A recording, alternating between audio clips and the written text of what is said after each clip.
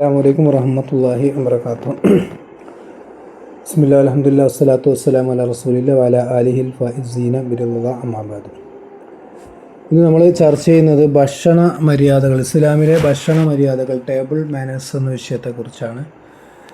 ഇസ്ലാമിൽ ഏറ്റവും കൂടുതൽ മര്യാദകൾ പഠിപ്പിക്കുന്നൊരു വിഷയം ഭക്ഷണത്തെക്കുറിച്ചാണ്, ഭക്ഷണം കഴിക്കുന്ന രീതിയെക്കുറിച്ചാണ്.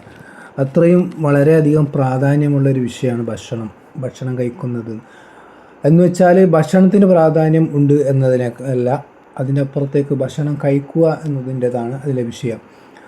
കാരണം ഭക്ഷണം കഴിച്ചവരുടെ ചരിത്രങ്ങളല്ല നമ്മൾ കൂടുതലായിട്ടും കേട്ടിട്ടുള്ളത്. ഭക്ഷണം കഴിക്കാതെ ജീവിച്ച, പട്ടിണി കിടന്ന് ജീവിച്ച മഹാന്മാർ, പ്രവാചകന്മാർ സ്വല്ലല്ലാഹു അലൈഹി വസല്ലം, അവരുടെ കഥകളും ചരിത്രങ്ങളാണ് നമ്മളെ ഒരുപാട് കേട്ടിട്ടുള്ളത്. അതുകൊണ്ട് തന്നെ ഭക്ഷണം കഴിക്കാതിരിക്കലാണ് പ്രോത്സാഹനങ്ങൾ കൂടുതൽ ഉണ്ടായിരുന്നത്. കഴിക്കുകയാണെങ്കിൽ അതിൻ്റെ മര്യാദയിൽ കഴിക്കണം എന്ന് വെച്ചാൽ ഭക്ഷണം വളരെ അത്യാവശ്യം, വിശപ്പടക്കാനുള്ള ഭക്ഷണത്തിൻ്റെ ഒരു രീതി എന്ന് പറഞ്ഞാൽ വിശക്കുമ്പോൾ മാത്രം ഭക്ഷണം കഴിക്കുകയും വിശപ്പടങ്ങിയാൽ സ്പോട്ടിൽ ഭക്ഷണം കഴിക്കൽ സ്റ്റോപ്പ് ചെയ്യുകയും ചെയ്യുന്ന ഒരാൾക്ക് ഭക്ഷണം കൊണ്ടുള്ള അസുഖങ്ങൾ, പ്രയാസങ്ങളൊന്നും ഉണ്ടാവില്ല. അത് ജീവിക്കാൻ വേണ്ടി മാത്രമുള്ള ഭക്ഷണമാണ്. ഇന്ന് നമുക്കറിയാം ഭക്ഷണത്തിൻ്റെ അവസ്ഥ പല സ്ഥലങ്ങളിലും, കല്യാണ വീടുകളിലായാലും സൽക്കാരം, മറ്റു ഫംഗ്ഷനുകളൊക്കെ അമിതമായ ഭക്ഷണം വിളമ്പിയിട്ട് വേസ്റ്റ് ആകുന്ന ഒരവസ്ഥ. ഇതിലൊരു ഇസ്രാഫിൻ്റെ അവസ്ഥ, ധൂർത്ത് എന്ന് പറയുന്ന ഒരവസ്ഥ വരിക എങ്ങനെയാണെന്ന് വെച്ചാൽ 1000 ആളുകൾ ക്ഷണിക്കപ്പെട്ട ഒരു പരിപാടിയിലേക്ക് 1500 2000 ആൾക്കാർക്കുള്ള ഭക്ഷണം വിളമ്പി കരുതുമ്പോൾ ആണ് അത് വേസ്റ്റ് ആകുന്നത്, ധൂർത്താകുന്നത്.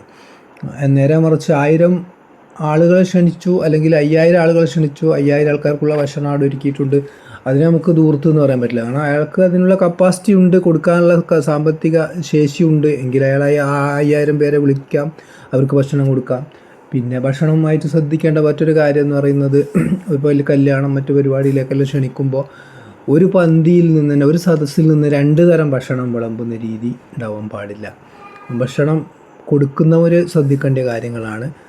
നമ്മൾ ക്ഷണമനുസരിച്ചിട്ട് വരുന്നവരെ 2ആയിട്ട് കാണുന്ന രൂപത്തിൽ നമ്മൾ ഒരിക്കലും ചെയ്യാൻ പാടില്ല. അതൊക്കെയാണ് ഭക്ഷണവുമായിട്ട് ബന്ധപ്പെട്ട് പൊതുവെ അറിഞ്ഞിരിക്കേണ്ട കാര്യങ്ങൾ. അതേപോലെ വളരെ പ്രധാനമായിട്ട് അറിഞ്ഞിരിക്കേണ്ട മറ്റ് ഒന്നെന്ന് വെച്ചാൽ ഹലാലായ ഭക്ഷണം. നമുക്കെപ്പോഴും പറയാം ഹലാലും തൊയ്യിബ് എന്ന് പറയാം. ഹലാലായ പണം കൊണ്ട് സമ്പാദിച്ച, അതായത് ഹലാലായ പണം കൊണ്ട് വാങ്ങുമ്പോൾ ഹലാലായ ഭക്ഷണമായി. നല്ല ആളുകളെ പറ്റിക്കാതെ നല്ല ജോലി, ഇസ്ലാമിൽ അനുവദിക്കപ്പെട്ട ജോലി ചെയ്തിട്ട് അതുകൊണ്ട് കിട്ടിയ സമ്പാദ്യം ഭക്ഷണം വാങ്ങുമ്പോൾ എന്തായി, ആ ഭക്ഷണം തൊയ്യിബാവുകയും ആ ഭക്ഷണത്തെ നമ്മൾ ഇറച്ചിയൊക്കെ ആകുമ്പോൾ, മാംസമൊക്കെ ആകുമ്പോൾ, കോഴിയൊക്കെ ആകുമ്പോൾ അതിനെ അള്ളാഹുവിൻ്റെ നാമത്തിൽ അറുത്ത് ഭക്ഷിക്കുമ്പോൾ അത് ഹലാലുമായി. അങ്ങനെ ഹലാലും തൊയ്യിബുമായ, ഹലാലായ മാർഗത്തിലൂടെ സമ്പാദിച്ച പണം കൊണ്ടാകുമ്പോൾ അത് തൊയ്യിബായി. അതിൻ്റെ പന്നി ഇറച്ചി അങ്ങനത്തെ ഒന്നും അല്ലാത്ത രൂപത്തിൽ അനുവദിക്കപ്പെട്ട ഹലാലായ ഭക്ഷണം, അള്ളാഹുവിൻ്റെ നാമത്തിൽ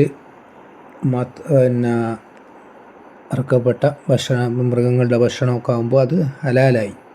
അതേപോലെ മദ്യം തുടങ്ങിയവ ഒന്ന് ഒഴിവാക്കുക, അങ്ങനത്തെ ഒക്കെ ആകുമ്പോൾ ഹറാമായ ഭക്ഷണമാണ്. അപ്പോൾ ഹറാമല്ലാത്ത ഭക്ഷണമാകുമ്പോൾ ഹലാലായി, വഴി സാമ്പത്തിക സ്രോതസ്സ് ക്ലിയർ ആയാൽ അത് തൊയ്യിബുമായി.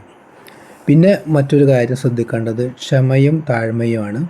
നമ്മൾ ഒരാളെ ക്ഷണിക്കുമ്പോൾ നമ്മൾ അതിഥിയായിട്ട് നമ്മളെ ക്ഷണിച്ചിട്ട് നമ്മൾ പോവുകയാണെങ്കിൽ ഭക്ഷണത്തിന് വേണ്ടി കാത്തിരിക്കുക, തിടുക്കം കാട്ടാതിരിക്കുക. അങ്ങനെ നമ്മളെ ക്ഷണിച്ചു കഴിഞ്ഞാൽ ഭക്ഷണത്തിന് നമുക്ക് നിശ്ചയിക്കപ്പെട്ട ഇരിപ്പിടത്തിൽ പോയിരുന്നിട്ട് നമ്മുടെ മുമ്പിലുള്ള ഭക്ഷണം കഴിച്ച് തൃപ്തി അടയുക എന്നതൊക്കെയാണ് ഭക്ഷണം കഴിക്കുന്നതുമായിട്ട് ഒരു പ്രധാനമായിട്ട് ശ്രദ്ധിക്കേണ്ടത്. ഇനിയിപ്പോൾ നിങ്ങൾ ആതിഥേയനാണെങ്കിൽ അതിഥികളെ വളരെ ആദരവോടുകൂടി സ്വീകരിക്കണം. നമുക്കറിയാം റിഫായിസി റളിയല്ലാഹു അൻഹുവിൻ്റെ ഒക്കെ ചരിത്രം നമ്മൾ കേട്ടതാണ്. വീട്ടിലൊരു നായ വന്നപ്പോൾ ആ നായയെ അതിഥിയായി കണക്കാക്കിയിട്ട് ആതിഥ്യ മര്യാദകളോടുകൂടി സ്വീകരിച്ചു. കാരണം റസൂലുള്ളാഹി സ്വല്ലല്ലാഹു അലൈഹി വസല്ലമയുടെ ഹദീസ് ഉണ്ടല്ലോ, നിങ്ങളുടെ വീട്ടിൽ ഒരാൾ വന്നു കഴിഞ്ഞാൽ അയാൾ നിങ്ങൾ അതിഥിയായിട്ട് വന്നു കഴിഞ്ഞാൽ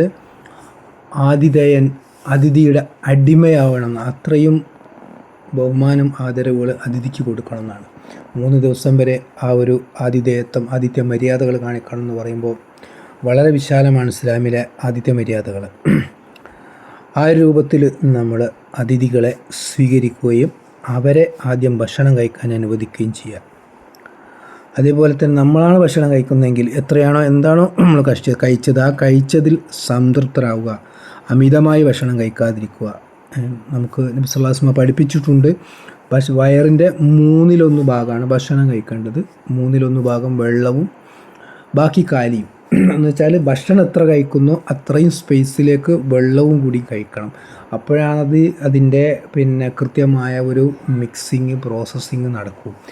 അങ്ങനെയാകുമ്പോൾ അവർക്ക് വയറ് സംബന്ധമായ അസുഖങ്ങൾ ഉണ്ടാവില്ല. ഒരാൾ കഴിക്കുന്ന ഭക്ഷണവും അയാളുടെ ആരോഗ്യം, അതേപോലെ മാനസികാവസ്ഥ, സ്വഭാവം ഒക്കെയുമായിട്ട് ബന്ധമുണ്ട്.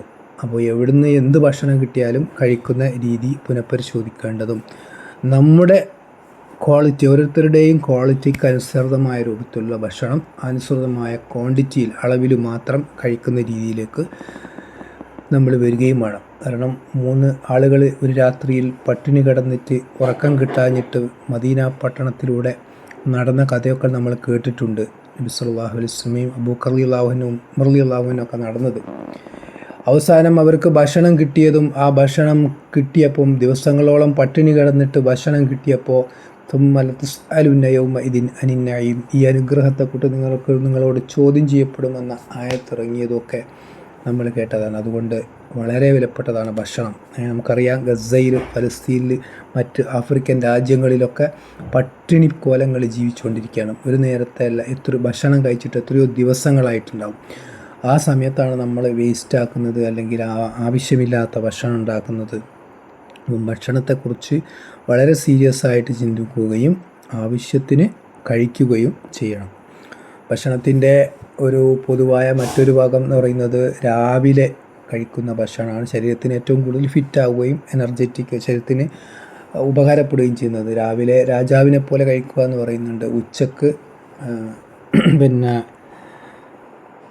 അതിഥിയെപ്പോലെ, ഉച്ചയ്ക്ക് മിസ്കിനെ പോലെ, രാത്രി അതിഥിയെപ്പോലെ വളരെ ചുരുങ്ങിയ ഭക്ഷണത്തിലേക്ക് കഴിക്കുക എന്നുള്ളത്. അപ്പോൾ രാത്രിയല്ല, അതിനേക്കാൾ കുറച്ച് വേണം ഉച്ചക്ക്, രാത്രിയാണ് ഏറ്റവും കുറവ്, ഉച്ചക്ക് അല്പം കൂടി കഴിക്കാം, രാവിലെയാണ് ഏറ്റവും നല്ല ഭക്ഷണം കഴിക്കേണ്ടത്. അങ്ങനെ ഏറ്റവും നല്ല ഭക്ഷണം, ഏറ്റവും കൂടുതൽ ഭക്ഷണം കഴിച്ചത് തന്നെ നബി സല്ലല്ലാഹു അലൈഹി വസല്ലം കഴിച്ചത് 7 ഈത്തപ്പഴം അല്ലെങ്കിൽ 1 ഗ്ലാസ് പാല് ഒക്കെയാണ് കഴിച്ചത്. അപ്പോൾ ഏറ്റവും കൂടിയ ഭക്ഷണമാണ് അതാണെങ്കിൽ അതിൻ്റെ കുറവായിരിക്കുമല്ലോ ബാക്കിയുള്ളത്. അപ്പോൾ നമ്മൾ അതിനൊക്കെ ഒന്ന് മനസ്സിലൂടെ ഓടിച്ചു നോക്കുകയും നമ്മുടെ ഭക്ഷണ രീതികളെ ക്രമീകരിക്കുകയും ചെയ്താൽ തന്നെ മദീനയിൽ ചികിത്സിക്കാൻ വേണ്ടി ഡോക്ടർ വന്നിട്ട്, നാട്ടുവൈദ്യം വന്നിട്ട് ദിവസങ്ങളോളം താമസിച്ചിട്ട് ഒരു രോഗിയെ കാണാതെ തിരിച്ചു പോയതുപോലെ നമ്മുടെ നാട്ടിലെ ആശുപത്രികളുടെ എണ്ണമൊക്കെ കുറക്കാൻ പറ്റും.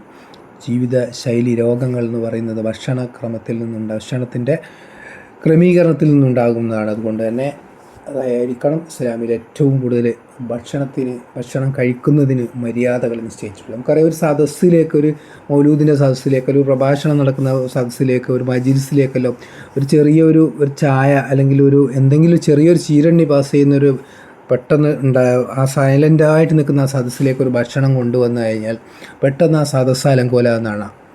ഒരാളുടെ സ്വഭാവം, ഒരാളുടെ ക്വാളിറ്റി മനസ്സിലാക്കുക. അയാളുടെ മുമ്പിൽ ഭക്ഷണം എത്തുമ്പോൾ അയാൾ എങ്ങനെ പ്രതികരിക്കുന്നു എന്നുള്ളതാണ്.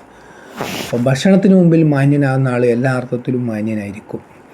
അത്രയും വളരെയേറെ ശ്രദ്ധിക്കേണ്ട ഒരു കാര്യമാണ് ഭക്ഷണം എന്ന് പറയുന്നത്. ഭക്ഷണം കഴിക്കുന്നതിന് മുമ്പ് ശ്രദ്ധിക്കേണ്ട കാര്യങ്ങൾ നമുക്കറിയാം. 2 കൈയും വൃത്തിയായിട്ട് കഴുകുക എന്നുള്ളതാണ്. വലത്തെ കൈ ഭക്ഷണം കഴിക്കാൻ വേണ്ടിയിട്ടാണ് കഴുകുന്നത്, ഇടത് കൈ വൃത്തിയാക്കുന്നതിന് വേണ്ടി ഉപയോഗിക്കുന്നതാണ്. ഭക്ഷണം കഴിച്ചുകൊണ്ടിരിക്കുമ്പോൾ ചിലപ്പോൾ വായിൽ നിന്ന് എന്തെങ്കിലും എടുക്കേണ്ടി വരികയൊക്കെ ചെയ്താണെങ്കിൽ മുള്ളോ മറ്റോ കുടുങ്ങുകയോ അങ്ങനെ എന്തെങ്കിലുമൊക്കെ ആവശ്യം വന്നു കഴിഞ്ഞാൽ അതിനൊക്കെ ഉപയോഗിക്കാൻ വേണ്ടിയിട്ടാണ് ഇടത് കൈയും കൂടി കഴുകുന്നത്. 2 കൈയും കഴുകിയിട്ടാണ് ഭക്ഷണം കഴിക്കേണ്ടത്. ഭക്ഷണം കഴിക്കാൻ തുടങ്ങുമ്പോൾ ബിസ്മി ചൊല്ലണം, നമുക്കറിയാം. അതുപോലെ തന്നെ അതൊക്കെ ഏറ്റവും ബേസിക് ആയിട്ടുള്ള മര്യാദകളാണ്. അവനവൻ്റെ മുമ്പിലുള്ളത് കഴിക്കുക എന്ന് പറയുന്നത്, വലത് കൈ ഉപയോഗിച്ച് കഴിക്കുക എന്നുള്ളത്, അങ്ങനെയുള്ള കാര്യങ്ങളൊക്കെ വളരെ ശ്രദ്ധിക്കുക. അതേപോലെ തന്നെ ഇരുന്നു കൊണ്ടാണ് ഭക്ഷണം കഴിക്കേണ്ടത്. നടന്നുകൊണ്ടോ നിന്നുകൊണ്ടോ ഭക്ഷണം കഴിക്കാൻ പാടില്ല. അതൊക്കെ ബർക്കത്ത് നഷ്ടപ്പെടുന്ന അവസ്ഥയിലേക്ക് പോകും. അതേപോലെ തന്നെ ചവച്ചരച്ച് തിന്നുക, ഭക്ഷണം തിന്നുന്നതിൽ ഒരിക്കലും ധൃതി കാണിക്കാതെ ഭക്ഷണം സാവധാനം ചവച്ചരച്ച് തിന്നുക. അത് ദഹനത്തിന് ഒക്കെ വളരെ ആരോഗ്യകരമായ സഹായങ്ങളുണ്ടാകും. അതേപോലെ തന്നെ ഭക്ഷണം ആരോഗ്യകരമായ രീതിയിൽ കഴിക്കാൻ അത് പ്രോത്സാഹനം നൽകുകയും ചെയ്യും.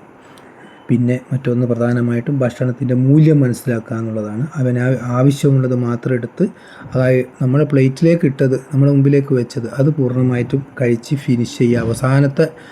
അവസാനത്തെ വറ്റിലും അവസാനത്തെ ഭക്ഷണത്തിലും പിന്നെ മുഴുവൻ ഫിനിഷ് ചെയ്യുക. അതിൽ അവസാനത്തിൽ വരെ ബർക്കത്തുണ്ടാകും എന്ന് പറയുന്നുണ്ട്.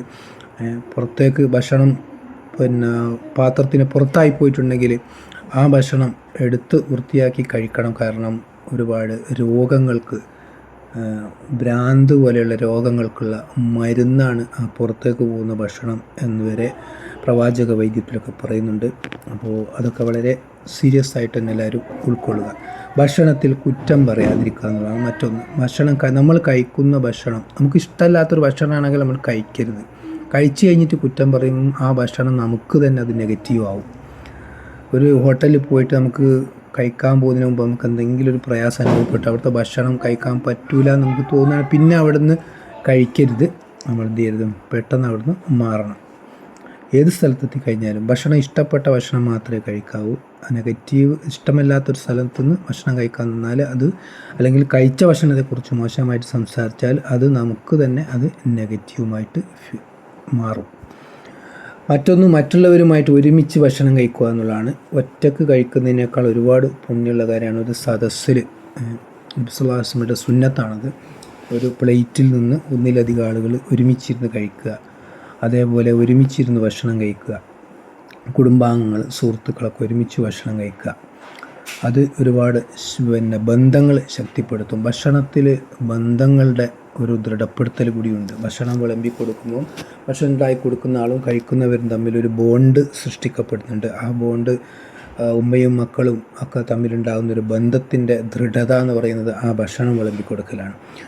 അപ്പോൾ അതൊക്കെ വളരെ സീരിയസ് ആയിട്ട് ശ്രദ്ധിച്ച് ഭക്ഷണത്തെ വളരെ ഗൗരവമായി കണ്ട് ഓരോ ഭക്ഷണത്തിൻ്റെയും ഓരോ വറ്റിൻ്റെയും ദൗത്യമാണ് ഈ നമ്മുടെ വയറ്റിലേക്ക് എത്തുക എന്നുള്ളത്. നമുക്ക് മൈഷത്തിന് വേണ്ടിയിട്ട് പകൽ ജോലിക്ക് പോകാനുള്ള മനുഷ്യന്മാർക്ക് അവസ്ഥ ഉണ്ടെങ്കിൽ പോലും നമ്മൾ അധ്വാനിച്ചിട്ടാണ് ഈ ഭക്ഷണം കിട്ടുന്നതെന്ന് നമ്മളൊരിക്കലും അഹങ്കരിക്കാൻ പാടില്ല. അത് ഭക്ഷണത്തിൻ്റെ ഡ്യൂട്ടിയാണ്. അള്ളാഹു ഒരു മനുഷ്യനെ ഭൂമിയിലേക്ക് പടക്കുമ്പം അവനക്കുള്ള റിസ്ക്കും ഭൂമിയിലേക്ക് എത്തിച്ചിട്ടുണ്ട് അതിന് മുമ്പ് തന്നെ. അതുകൊണ്ട് തന്നെ ആ ഭക്ഷണത്തിൻ്റെ ഡ്യൂട്ടിയാണ് ആ സമയമാകുമ്പോൾ അവൻ്റെ അടുത്ത് എത്തുക എന്നുള്ളത്. അതിനെക്കുറിച്ച് നമ്മൾ ആവലാതിപ്പെടേണ്ട. നമുക്ക് അനുവദിക്കപ്പെട്ട ഭക്ഷണം അനുവദിക്കപ്പെട്ട അളവിൽ അനുവദിക്കപ്പെട്ട സമയത്ത് നമ്മുടെ മുമ്പിലെത്തും. അള്ളാഹു റാസിഖാണ്. അതിനെക്കുറിച്ച് നമ്മൾ ആവലാതിപ്പെടാതിരിക്കുകയും ആ ഭക്ഷണത്തിൻ്റെ മുകളിൽ നമ്മുടെ ജീവിതത്തിൻ്റെ വയറ് നിറക്കുക എന്ന് പറയുന്നത് വലിയ തെറ്റൊന്നും അല്ലെങ്കിൽ പോലും അള്ളാഹുവിൻ്റെ റസൂൽ സല്ലല്ലാഹു അലൈഹി വസല്ലമ അത് ആ ഒരു പാത്രം വയറുന്ന പാത്രം നിറക്കുന്നത് ഒരു ഇഷ്ടപ്പെടുന്നില്ല, അത് പ്രോത്സാഹിപ്പിച്ചിട്ടില്ല. അത്രയും എന്താ പറയുക, ആ ഭക്ഷണത്തെക്കുറിച്ച് വയറ് നിറച്ച് ഭക്ഷണം കഴിക്കുന്ന രീതിയെ നിരുത്സാഹപ്പെടുത്തിയിട്ടുണ്ട്. വയറ്റിൻ്റെ വയറിലെ ഭാഗം ഭക്ഷണം കൊണ്ട് നിറക്കുന്ന അതിനേക്കാൾ മോശമായ പാത്രം വേറെ ഇല്ല എന്നാണ് നിറഞ്ഞ അവസ്ഥയിലുള്ള വയറെന്ന് പറയുന്നത്. അപ്പോൾ ആ രീതിയിൽ ഭക്ഷണം കഴിക്കുകയും ആരോഗ്യത്തെ സംരക്ഷിക്കുകയും നബി സല്ലല്ലാഹു അലൈഹി വസല്ലമയുടെ സുന്നത്ത് പിൻപറ്റുകയും ചെയ്യുന്നവരുടെ കൂട്ടത്തിൽ അള്ളാഹു നമ്മളെ ഉൾപ്പെടുത്തുമാറാകട്ടെ. അസ്സലാമു അലൈക്കും വറഹ്മത്തുള്ളാഹി വബറകാതുഹു.